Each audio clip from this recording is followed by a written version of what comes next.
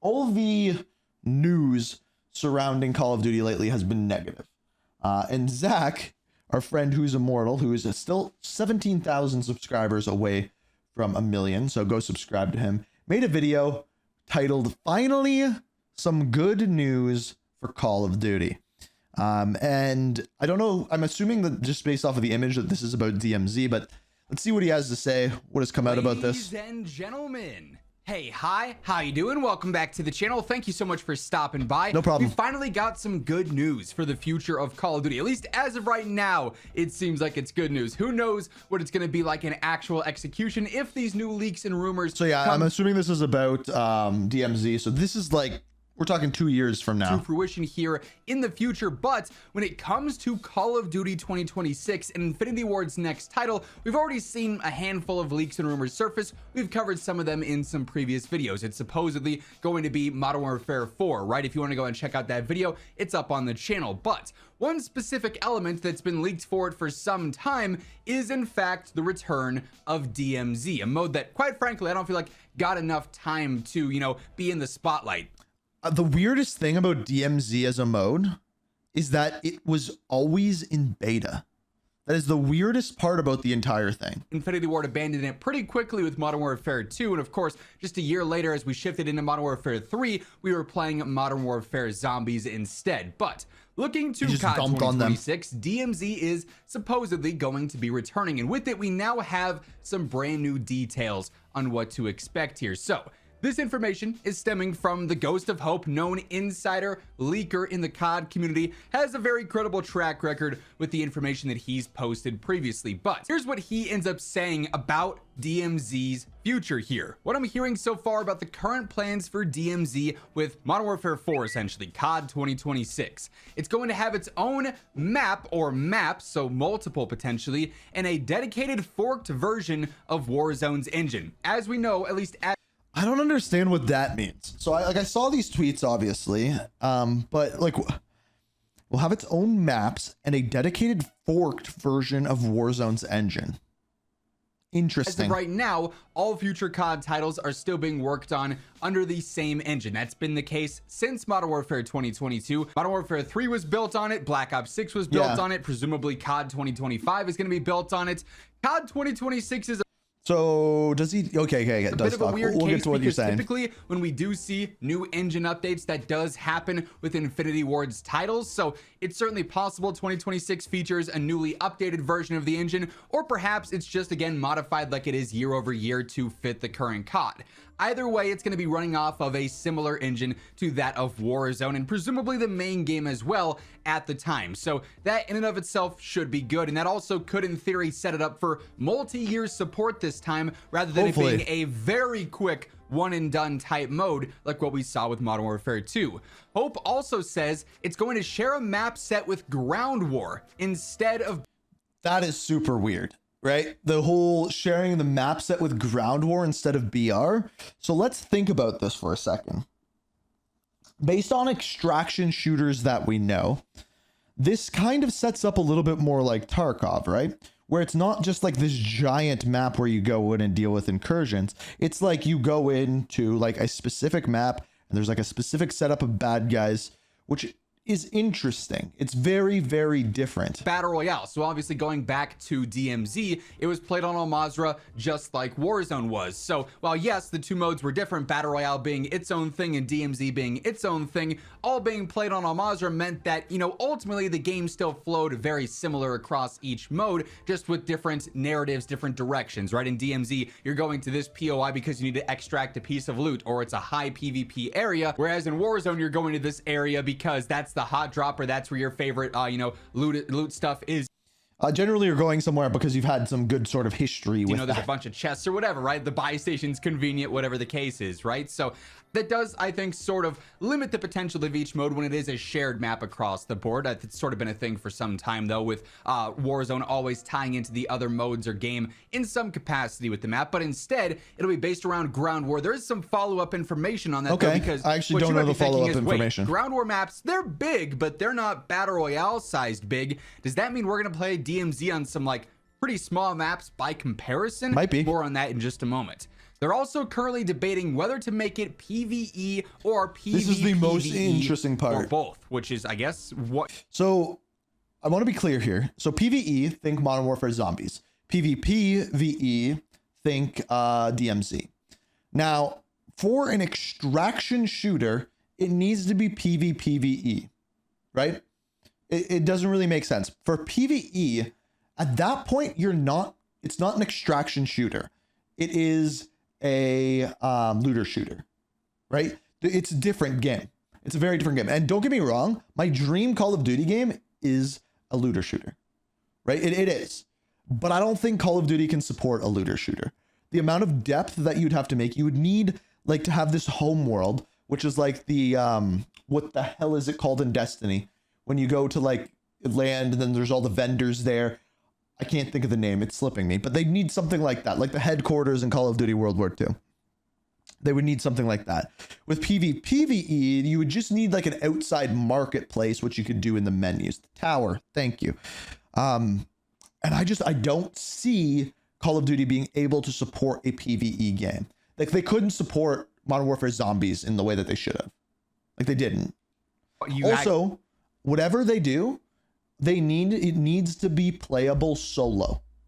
So whether that is, if it's PvPvE, putting you in lobbies where there's only other solos, or if it's PvE, you need to be able to complete the thing solo unless there's something like raids. Actually have the option to choose if both is the route that they end up taking there. And this is an interesting one as well, because you have situations like, I think just recently Tarkov introduced a PvE mode where you're only playing AI, you're only playing bots, and in that mode it obviously dumbs down some of what you're doing, but you don't have to worry about running into cheaters. There's no sus gameplay going on there. It's a little bit more chill, at least from the engagement experience, I guess you could say. PvPvE introduces that sort of chaos, if you will. DMZ was this. There were bots on the map. There were also real players. And ultimately, DMZ really started to feature more gunfights and more players who were just simply looking to run into other real players and fight them and have that PvP engagement rather than paying attention much to the bots. They existed in the background, and if you run into them, it's okay. We'll take these out real quick. Doesn't do much for us. We're still on the hunt for other real squads, right? So then you had situations where it was like, DMZ was largely 6-man squads for some time. And then they tried to take some.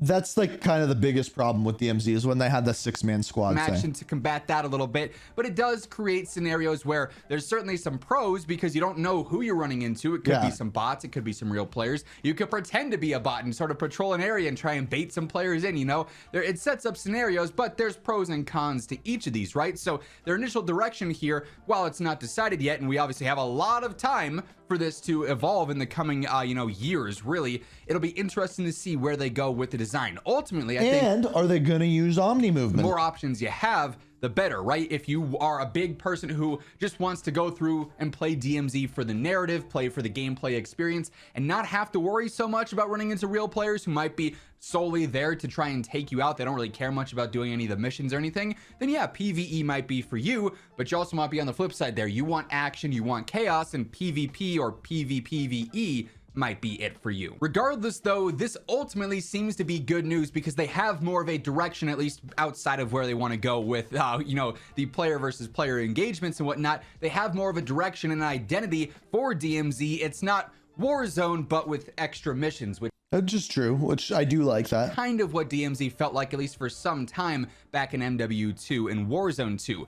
Hope kind of agrees with this. He ends up quoting it and says, "The biggest thing to take away from this is that they're very much not repeating Modern Warfare 2's mistakes and are separating Warzone and DMZ for both communities' sake," which I think inherently is a W, because you're gonna have your diehard Warzone fans, you're gonna have your diehard DMZ fans. If the modes are way too connected, you're not really catering to either of those. And if you do try and cater to one versus the other, it might negatively impact the other. So them just being their own fleshed out things, Warzone is here, DMZ is here, is a fantastic way to approach it, I think, across the board. I think inherently, as mentioned, that's good news. And the fact that we're already seeing some insider information on this as well definitely also feeds into the narrative of it having ample time to be tested, be developed, and be polished. Ideally, technically DMZ is still in a beta. It launched back in MW2 and Warzone 2 as a beta. It's just still just weird. And it never left that stage. So who knows how DMZ is going to launch in COD 2026, either as a beta or as a full mode. As I mentioned earlier, though, we also did get some additional clarity on these, first initial rumors here.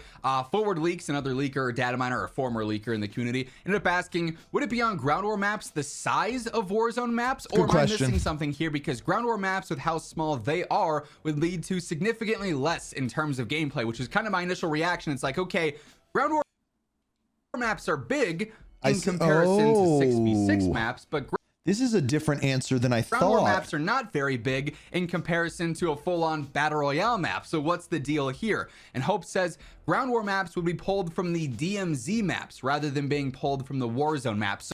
Okay, so what that actually means is that DMZ maps are their own thing. They're not ground war maps. So we're gonna have the Warzone map, which by then will be Avalon, I think, or Verdansk, who knows.